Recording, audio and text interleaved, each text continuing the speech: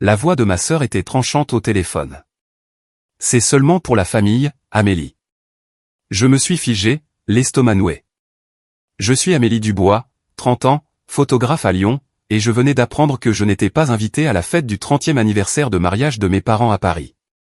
Les mots de ma sœur m'ont giflé. La famille? N'étais-je pas de la famille? J'avais passé des années à les soutenir, à investir mon cœur et mes économies dans leur vie, pour être finalement exclu d'une journée censée célébrer l'amour et l'unité. Mais il ne s'agissait pas seulement d'une fête. C'était une trahison plus profonde que je n'aurais pu l'imaginer. J'ai raccroché, les mains tremblantes, non pas de larmes, mais d'un feu que je n'avais jamais ressenti auparavant. Je n'allais pas supplier pour avoir une place à leur table. Au lieu de cela, j'ai fait un choix qui allait bouleverser leur célébration parfaite. Une seule publication depuis une ville de l'autre côté des Alpes allait révéler leurs mensonges, les laissant se démener pour m'appeler, la voix chargée de regrets. Mais quand ils l'ont fait, ma réponse a été plus froide qu'ils ne s'y attendaient. Que s'est-il passé ensuite? Disons simplement que ma décision de m'éloigner a tout changé pour moi, et pour eux, à jamais. Restez à l'écoute pour découvrir comment un voyage et un moment de vérité ont bouleversé mon monde et le leur d'une manière que personne n'avait vu venir. C'était un jeudi après-midi. Je retouchais une séance photo lorsque ma sœur, Chloé Morin, a appelé. Sa voix, polie par des années sur la scène parisienne, avait ce ton autoritaire familier.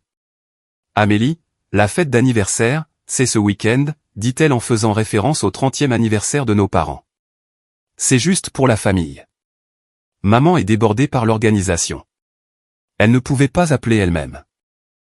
J'ai serré le téléphone, abasourdi. Juste pour la famille?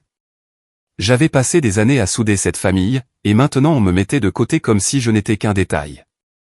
Chloé, 33 ans, a toujours été la star de notre famille. Actrice de théâtre, elle captait l'attention à chaque représentation, son nom brillant sur les affiches. Nos parents, surtout ma mère, Isabelle Fournier, la traitaient comme une reine. En grandissant à Lyon, je les ai vus réorganiser leur vie pour ses répétitions, ses auditions, ses premières.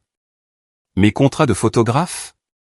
C'était bien, mais ça ne valait jamais un dîner de famille. Mon père, Antoine Henry, a un jour qualifié mon exposition dans une galerie de « projet secondaire », même après que tout ait été vendu. Le monde de Chloé était sur le devant de la scène. J'étais juste dans les coulisses. Mais je faisais plus qu'applaudir depuis les gradins. Il y a 2 étés, j'ai envoyé 14 000 € pour réparer le toit délabré et le porche affaissé de nos parents. Maman a dit « Tu es si bonne avec nous, Amélie ». Mais cela ressemblait plus à une attente qu'à de la gratitude. Puis il y avait mon frère, Lucas Lamy, 32 ans, avocat à Marseille. J'ai couvert 9 500 € de ses prêts étudiants en droit alors qu'il était en difficulté en tant qu'avocat débutant. Sa réponse? Un rapide SMS, merci, sœurette. Personne n'a mentionné de me rembourser. C'était juste ce que je faisais pour maintenir la famille à flot. Leurs exigences n'ont jamais diminué. Le mois dernier, maman m'a envoyé un texto pour me demander 1 900 € pour embellir la fête d'anniversaire. J'étais à court d'argent, mais je l'ai envoyé, pensant que c'était pour quelque chose de modeste. Puis Chloé a appelé, le ton mielleux. Amélie, pourrais-tu payer le billet d'avion de tante Sophie depuis Nice? C'est seulement 1 100 €. J'ai tiqué. Tante Sophie n'était pas exactement de la famille proche. Je ne peux pas, ai-je dit. La réponse de Chloé a été cinglante. Waouh, Amélie. Bien joué de nous laisser tomber. La culpabilité me rongeait, mais j'ai tenu bon. Les demandes continuaient d'affluer. Une semaine plus tard, maman a demandé 500 € de plus pour le traiteur supplémentaire. Je les ai envoyés, même si mes économies diminuaient. Chloé a suivi, insistant pour que je participe au financement d'un groupe de musique encore 1 000 €. C'est pour maman et papa, dit-elle, comme si je n'avais pas déjà assez donné. J'ai refusé, et son silence en disait long. Il ne voyait pas mes contributions comme de la générosité. Il les voyait comme mon devoir. Cet appel de Chloé le jeudi n'était pas seulement à propos de la fête. C'était le reflet d'une vie entière à être considérée comme acquise. J'avais conduit papa à ses rendez-vous chez le médecin quand sa voiture était en panne et j'étais resté debout tard pour retoucher des photos afin de respecter mes délais tout en répondant à leurs demandes. Pourtant, la carrière de Chloé était l'obsession de la famille. Ses critiques étaient découpées et encadrées, ses spectacles suivis par tout le monde sauf moi. Mon travail? À peine une note de bas de page. Tu es si occupée, Amélie, disait maman, considérant ma vie comme un inconvénient. L'excuse de Chloé selon laquelle maman était trop occupée pour appeler semblait peu crédible. La fête avait lieu à Paris, à plusieurs heures de route de Lyon. J'avais fait ce trajet d'innombrables fois pour leurs besoins de dernière minute, récupérer les costumes de Chloé, aider maman à faire des courses. Trop occupé? Non, ils ne voulaient tout simplement pas de moi. Je fixais l'écran de mon ordinateur, les photos que je retouchais devenant floues. La colère a remplacé la culpabilité que j'avais ressentie en disant non à leur demande. J'avais tant donné, mais je ne valais même pas une place à leur table. J'ai envisagé d'appeler maman pour lui demander pourquoi, mais je connaissais sa réponse. Ne réagis pas de manière excessive, Amélie. Chloé aurait arrangé ça avec son charme d'actrice, et Lucas les aurait soutenus, prêchant l'unité familiale depuis son bureau chic. Je n'étais pas encore prête à les affronter, mais je n'allais pas non plus rester silencieuse. Quelque chose devait changer. Vendredi soir, ma cousine, Fanny Bernard, a appelé, à peine capable de parler à travers sa colère. « Amélie, tu ne croiras jamais ce que je viens d'entendre », cracha-t-elle, la voix tremblante. Fanny, 32 ans, travaille comme comptable à Paris et a le don de dénicher les détails. Elle avait aidé à quelques courses de dernière minute pour la fête du 30e anniversaire de mes parents et avait découvert la vérité. Ils organisent un événement énorme, dit-elle. 50 invités, un groupe de jazz, un restaurant chic réservé dans le centre de Paris. J'ai senti mon souffle se couper. 50 invités? Un groupe de jazz? Ce n'était pas le petit rassemblement familial que Chloé avait décrit.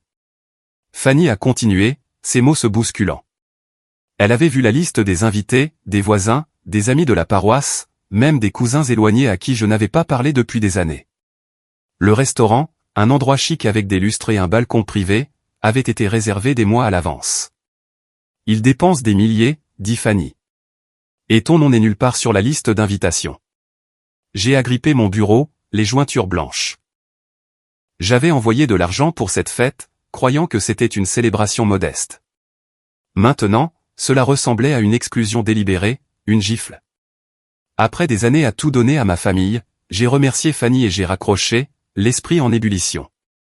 J'ai composé le numéro de Chloé, le cœur battant. Quand elle a répondu, son ton était léger comme si de rien n'était. « Salut Amélie, quoi de neuf ?» a-t-elle gazouillé, son charme d'actrice poussé à 10. Je n'ai pas perdu de temps.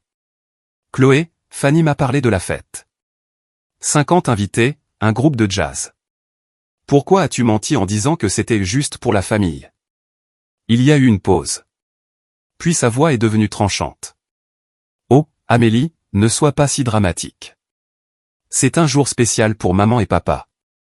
Tu es trop indépendante, toujours à faire tes propres trucs. Tu ne correspondrais pas à l'ambiance. Les mots m'ont frappé comme un coup de poing. Trop indépendante? J'avais passé ma vie à me plier à leurs besoins, à traverser la France pour leurs courses, à rester debout tard pour respecter mes propres délais tout en gérant leurs demandes. Correspondre à l'ambiance, ai-je rétorqué. J'ai envoyé des milliers pour cette fête, Chloé. Je mérite d'y être. Elle a ri, un son bref et coupant. Tu ramènes tout à toi, comme d'habitude. Laisse juste maman et papa avoir leur moment. J'ai serré la mâchoire, luttant contre l'envie de crier. Tu m'as dit que c'était seulement pour la famille, ai-je dit, la voix basse. C'était aussi un mensonge? Chloé a soupiré comme si j'étais une enfant faisant un caprice. Écoute, on ne voulait pas te stresser.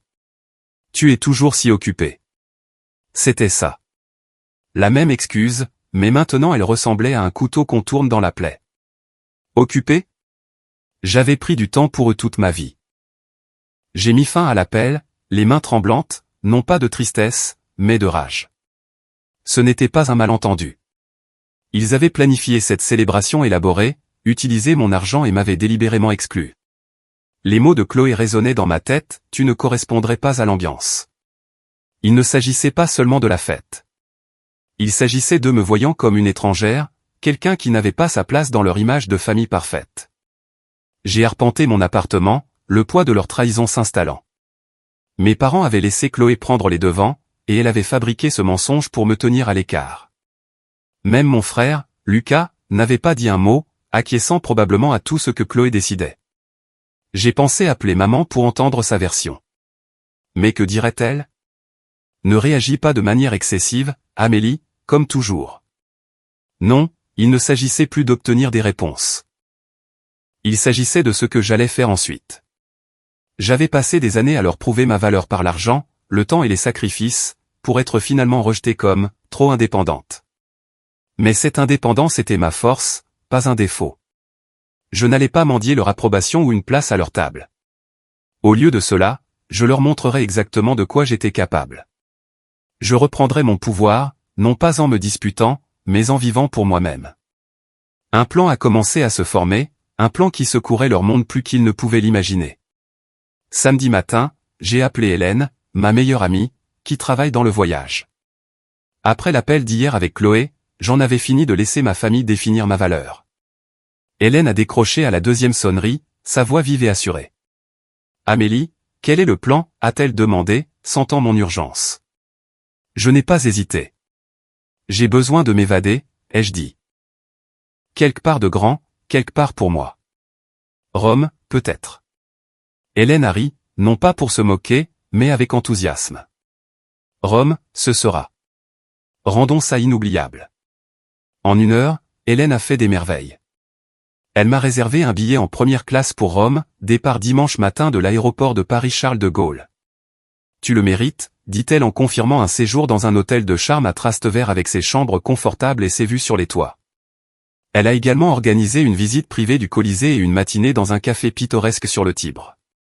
Fais les choses en grand, m'a-t-elle encouragé. C'est ton moment.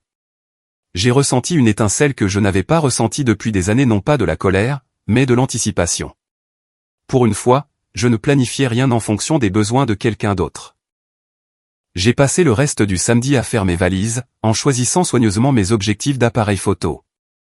La photographie avait toujours été mon refuge, ma façon de voir le monde selon mes propres termes. Ce voyage n'était pas seulement une escapade, c'était une reconquête de ma vie. J'avais passé des années à mettre ma famille en premier, à sacrifier du temps, de l'argent et de l'énergie. Maintenant, je me choisissais, et Rome était la scène parfaite. Dimanche matin, je suis monté à bord de l'avion, le cœur plus léger à chaque kilomètre. Atterrir à Rome, c'était comme entrer dans une nouvelle peau. La ville vibrait de possibilités, et j'étais prête à les saisir. Cet après-midi-là, je me tenais au pied du Colisée, ses arches antiques brillant sous un ciel clair. J'ai pris des photos, ajustant mon ouverture pour capter la lumière juste comme il faut. Dans un café au bord du fleuve le lendemain matin, j'ai photographié ma tasse de café avec en arrière-plan les passants, la vapeur s'enroulant dans l'air vif. Chaque cliché ressemblait à une déclaration, j'étais là, vivant pour moi. J'ai posté les photos sur les réseaux sociaux ce soir-là, un simple carrousel de l'élégance du Colisée et du charme du café. La légende était courte, à la poursuite de la joie à Rome. Aucune mention de ma famille, aucun indice de la douleur qu'ils m'avaient causée. Je n'avais pas besoin d'étaler leur trahison pour me sentir libre. La publication parlait de mon bonheur, de mon choix d'embrasser la vie sans leur approbation. J'ai cliqué sur partager et j'ai posé mon téléphone, savourant un verre de vin alors que les lumières de la ville scintillaient à l'extérieur de la fenêtre de mon hôtel. Lundi matin, ma publication avait explosé. Des centaines de « j'aime », de commentaires et de partages. Amis, clients, même des inconnus intervenaient. « Amélie, tu vis le rêve », a écrit l'un d'eux. « Rome a l'air incroyable », a dit un autre. J'ai souri en faisant défiler le soutien. Pendant des années, je m'étais senti invisible, mon travail éclipsé par la vedette de ma sœur. Maintenant, les gens me voyaient non pas comme une fille ou une sœur, mais comme une femme qui traçait son propre chemin. La validation n'était pas le but. C'était la prise de conscience que je n'avais pas besoin de ma famille pour me sentir entière.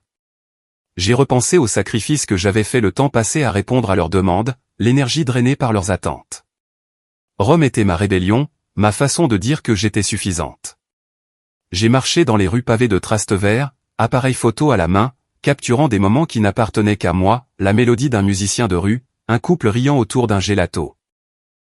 Chaque image me rappelait la vie que je pouvais construire sans leur poids. Hélène m'a envoyé un texto ce soir-là. Ta publication devient virale, ma belle. continue de briller. J'ai ri, ressentant une chaleur à laquelle je ne m'attendais pas. Ce voyage ne visait pas à prouver quoi que ce soit à ma famille, il s'agissait de me prouver quelque chose à moi-même. J'avais passé trop de temps à lier ma valeur à leur approbation. Maintenant, j'étais libre de créer, d'explorer, de vivre sans leurs ombres. Je ne le savais pas encore, mais ma publication se propageait déjà au-delà de mon cercle. Elle atteignait des personnes qui seraient à cette fête à Paris, des personnes qui commenceraient à poser des questions. Je n'y pensais pas encore. J'étais trop occupé à vivre, pour la première fois depuis des années, entièrement pour moi-même. Dimanche après-midi à Paris, la fête d'anniversaire de mes parents battait son plein dans un restaurant du centre-ville. 50 invités remplissaient la salle, leur rire se mêlant aux notes douces d'un groupe de jazz. Des lustres en cristal jetaient une lueur chaleureuse sur les tables ornées de nappes blanches et de centres de tables floraux. Les serveurs glissaient à travers la foule, servant des hors-d'œuvre et du champagne. C'était le genre d'événement que Chloé avait orchestré à la perfection, son flair théâtral évident dans chaque détail. Mais l'ambiance a changé lorsque ma publication sur les réseaux sociaux depuis Rome a commencé à faire des vagues. Les amis d'amis, les parents éloignés, même les membres de la paroisse présents à la fête l'ont vu apparaître sur leur fil d'actualité. Les images de moi à Rome, rayonnantes de joie, contrastaient fortement avec le mensonge que Chloé avait inventé à propos d'un petit rassemblement familial. Des chuchotements se sont répandus parmi les invités. Une cousine a donné un coup de coude à son mari, lui montrant son téléphone. Un voisin s'est penché pour demander à un autre « Pourquoi Amélie n'est-elle pas là ?» Le groupe de jazz a continué à jouer, mais le brouhaha est devenu plus fort, plus pointu. Madame Jeanne Richard, un pilier de la communauté paroissiale de 60 ans, était parmi les invités. Connue pour sa langue acérée et son sens encore plus aigu de la justice, elle a acculé ma mère, Isabelle, près de la table des desserts. « Isabelle Fournier, dit-elle, sa voix traversant la musique. Pourquoi votre fille est-elle à Rome alors que vous organisez cette fête somptueuse sans elle ?» Les têtes se sont tournées. Isabelle a bégayé, le visage rouge. « Oh, Jeanne, ce n'est pas comme ça, » dit-elle en serrant sa flûte de champagne. Amélie est si occupée par sa photographie. Nous ne voulions pas la surcharger. Les yeux de Madame Richard se sont rétrécis. La surcharger ? C'est votre fille. On n'exclut pas la famille d'un jour comme celui-ci. La pièce a ressenti l'onde de choc. Les invités ont échangé des regards, leur conversation maintenant teintée de malaise. Fanny, ma cousine, était là, observant tout se dérouler. Elle m'a envoyé un texto, ses messages arrivant par rafale. « Amélie, ta publication est partout. Les gens parlent. Madame Richard vient de réprimander ta mère devant tout le monde. » J'ai lu les textos dans ma chambre d'hôtel à Rome, le cœur battant. Je n'avais pas l'intention de provoquer une scène. Ma publication parlait de ma liberté, pas de leur fête. Mais la vérité était sortie, et elle changeait l'atmosphère à Paris. Le message suivant de Fanny a frappé plus fort. C'est tendu ici. Certains invités partent. Le rythme entraînant du groupe ne pouvait masquer le malaise croissant. Un ami de la famille s'est éclipsé après avoir murmuré à sa femme à propos de drames familiaux. Un autre invité, une connaissance de la paroisse, a demandé à Chloé pourquoi je n'étais pas invité. Chloé, toujours la comédienne, a essayé d'en rire. « Oh, vous connaissez Amélie ?» dit-elle en rejetant ses cheveux en arrière. Elle est toujours partie à l'aventure. Mais son sourire a vacillé alors que de plus en plus de regards se tournaient vers elle, sceptiques. Madame Richard n'avait pas fini. Elle a de nouveau pris Isabelle à part, sa voix basse mais ferme. « J'ai vu la publication d'Amélie, » dit-elle. Elle n'est pas trop occupée. Elle est blessée. Quelle sorte de famille exclut les siens? Les yeux d'Isabelle s'agitaient, cherchant une échappatoire. C'était juste un malentendu, a-t-elle insisté, mais ses mots sonnaient creux. Les invités à proximité ont entendu, leur murmure grandissant. La célébration destinée à honorer l'amour de mes parents s'effondrait sous le poids de leur choix. Fanny m'a tenu au courant. Ton frère Lucas essaie d'arranger les choses, mais ça ne marche pas. Lucas, toujours le fils loyal, a dit à un groupe d'invités que j'allais bien et que je faisais juste mon truc. Mais sa défense n'a fait qu'alimenter les questions. Pourquoi ne m'avait-il pas invité? Pourquoi mentir à propos d'un petit rassemblement? L'éclat de la fête s'est estompé à mesure que de plus en plus de gens vérifiaient leur téléphone, ma publication de Rome étant maintenant partagée dans les cercles locaux. J'étais assise dans ma chambre d'hôtel à lire les textos de Fanny, ressentant un étrange mélange de culpabilité et de justification. Je n'avais pas prévu de perturber leur soirée, mais je n'étais pas désolé non plus. Pendant des années, j'avais été celle qui arrangeait leurs problèmes, finançait leurs besoins, avalait leurs rebuffades. Maintenant, mon absence était plus forte que n'importe quel argument que j'aurais pu avancer. La fête a continué, mais Fanny a dit que l'énergie n'y était plus. Le soir, près d'une douzaine d'invités étaient partis tôt, leurs adieux brefs. La production parfaite de Chloé s'effondrait, et j'étais à des milliers de kilomètres, vivant ma vérité. Lundi matin, les appels se sont succédés. J'étais dans ma chambre d'hôtel à Rome, encore sur le nuage de mon voyage, quand mon téléphone s'est allumé avec le nom de ma mère. La voix d'Isabelle était tendue, à peine contrôlée. « Amélie, ta publication a tout gâché, dit-elle. Des invités ont quitté la fête plus tôt à cause de toi. Comment as-tu pu être si inconsidéré ? » J'ai regardé par la fenêtre les toits de Rome, la mâchoire serrée. Inconsidéré ? Je n'avais fait que partager ma joie, pas leur secret. Maman, je n'ai pas mentionné la fête, ai-je dit, en gardant un ton égal. Peut-être que les gens sont partis parce qu'ils ont vu la vérité. Elle a eu le hoquet, puis a raccroché. Ensuite, ce fut Chloé, la voix dégoulinante d'accusation. Amélie, ton petit coup a transformé la fête en désastre, a-t-elle lancé. Tout le monde chuchotait sur le fait que tu n'étais pas là. Tu as fait passer maman et papa pour des monstres. J'ai ri, un rire sec et amer. J'ai fait passer pour des monstres. Chloé, tu as menti en disant que la fête était juste pour la famille. Elle a ignoré cela, son ton changeant pour une supplique. Enlève juste la publication, d'accord ? Pour maman et papa. L'audace m'a frappé de plein fouet. Après des années à me plier à ses exigences, elle pensait que je céderais à nouveau. Est-ce qu'on se connaît seulement, ai-je demandé, la voix froide. Tu n'as plus à me dire ce que je dois faire. Il y a eu un silence, puis un clic alors qu'elle raccrochait. Lucas a appelé quelques minutes plus tard, son calme d'avocat exaspérant. Amélie, tu as créé un drame inutile, dit-il. Tu aurais pu simplement nous parler. J'ai serré mon téléphone, l'imaginant dans son bureau de Marseille, toujours du côté de Chloé. Vous parlez, ai-je rétorqué. Vous m'avez tous menti, Lucas. J'en ai fini de jouer la sœur dévouée. Il a soupiré comme si j'étais une cliente qu'il devait apaiser. Tu exagères, dit-il. J'ai mis fin à l'appel avant qu'il ne puisse me faire la morale. À midi, j'ai vu la publication de Lucas sur les réseaux sociaux. Certaines personnes se nourrissent de drames, a-t-il écrit, choisissant les selfies plutôt que la famille. Triste. La pique était claire, il parlait de moi. Les commentaires se sont accumulés, certains d'accord, d'autres me défendant. Amélie vit juste sa vie, a écrit un ami.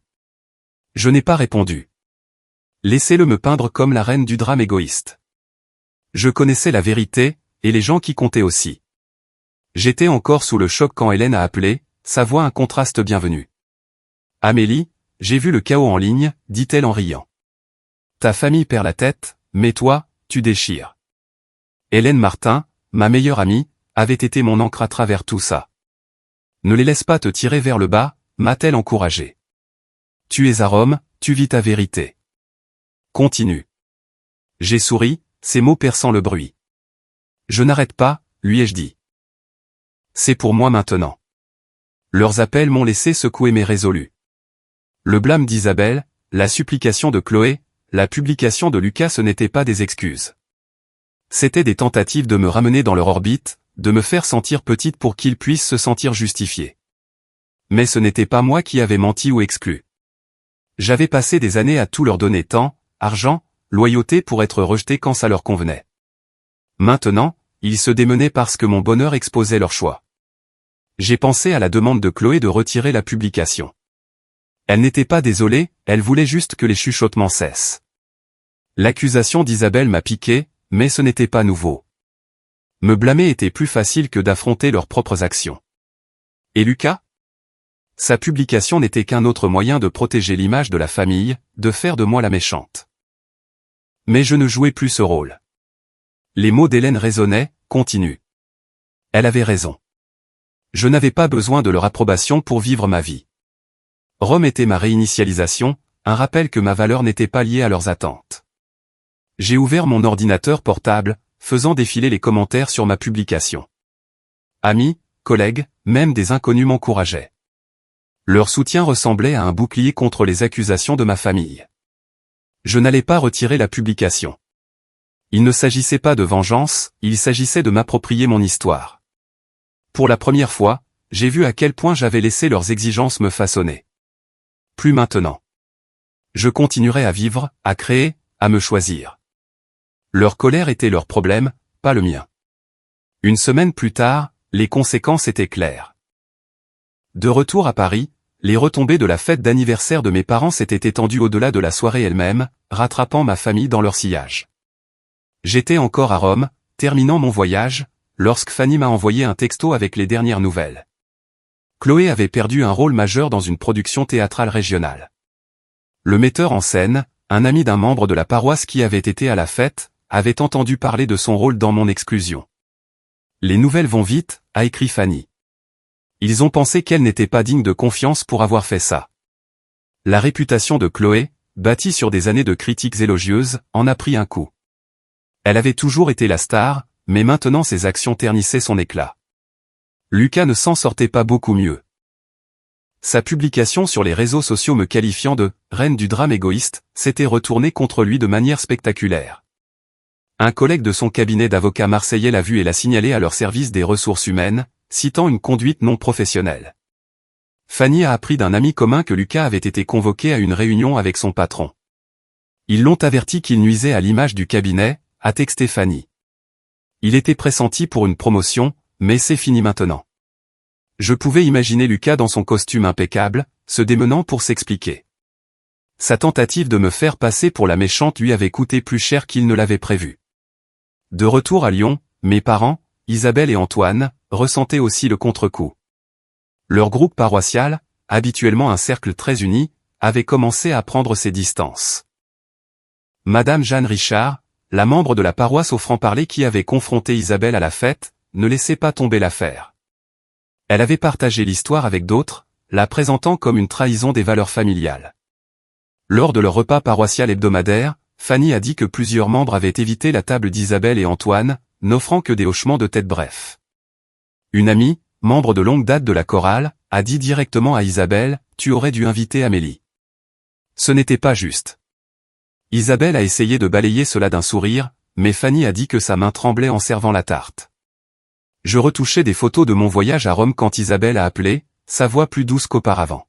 « Amélie, pouvons-nous parler ?» a-t-elle demandé. « Peut-être que tu pourrais rentrer à la maison et nous pourrions régler ça en famille. » J'ai regardé mon ordinateur portable, le Colisée brillant sur l'écran. Régler ça?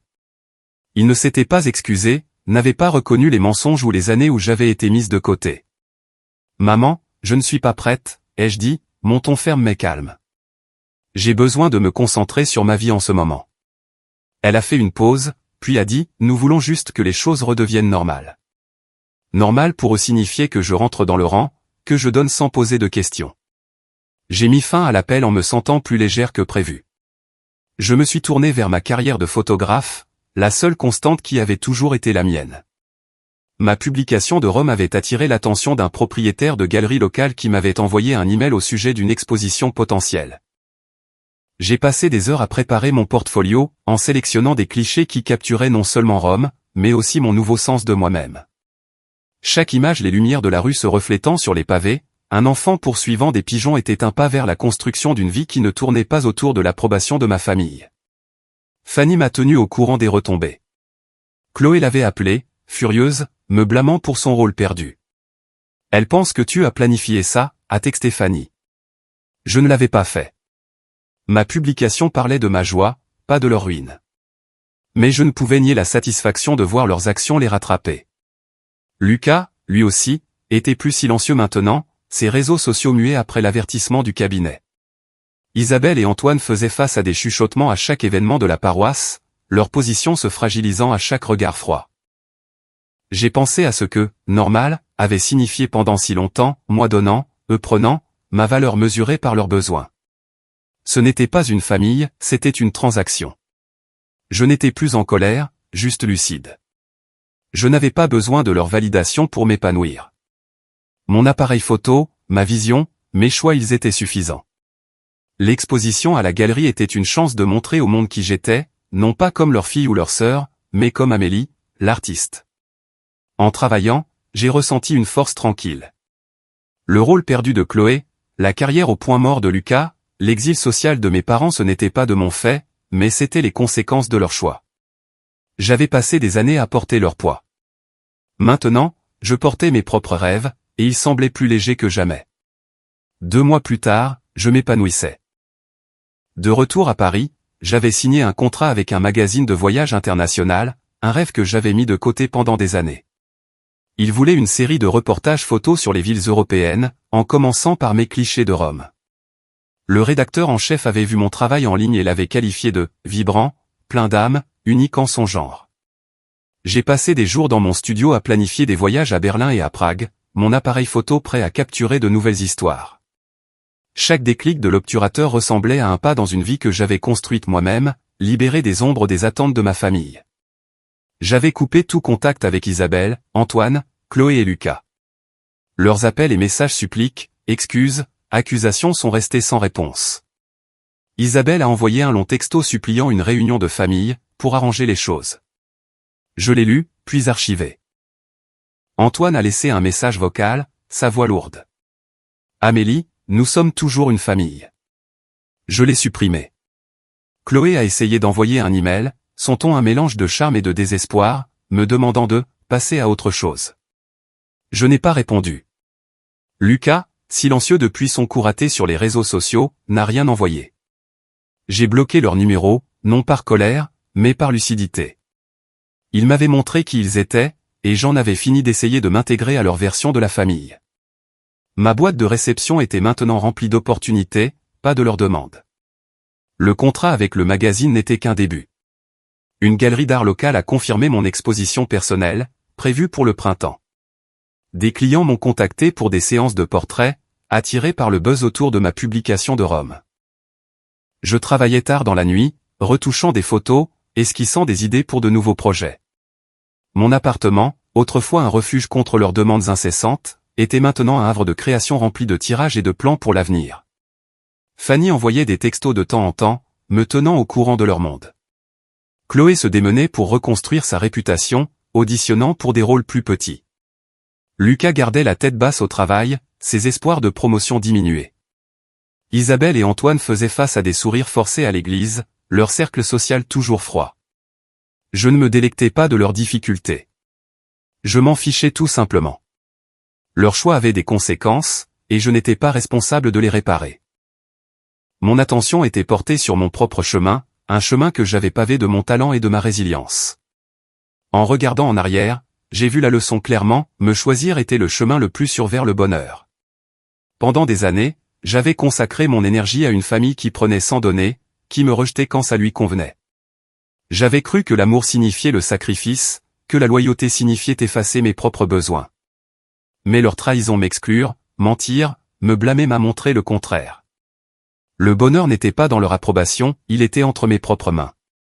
Je l'ai trouvé dans les rues de Rome, dans l'objectif de mon appareil photo, dans la vie que je construisais. Même s'ils me tournaient le dos, j'étais entière. J'ai pensé aux personnes qui avaient suivi mon histoire, celles qui avaient commenté ma publication, envoyé des messages de soutien. Vous, qui lisez ceci maintenant, avez fait partie de mon voyage. Merci d'avoir écouté, de m'avoir vu. J'ai appris que fixer des limites, même avec la famille, n'est pas égoïste. C'est de la survie. C'est ainsi que vous protégez votre lumière lorsque d'autres essaient de l'atténuer. J'aimerais connaître vos pensées. Avez-vous déjà dû tracer une ligne avec votre famille? Qu'est-ce que cela vous a appris? Partagez ci-dessous, car ces histoires comptent.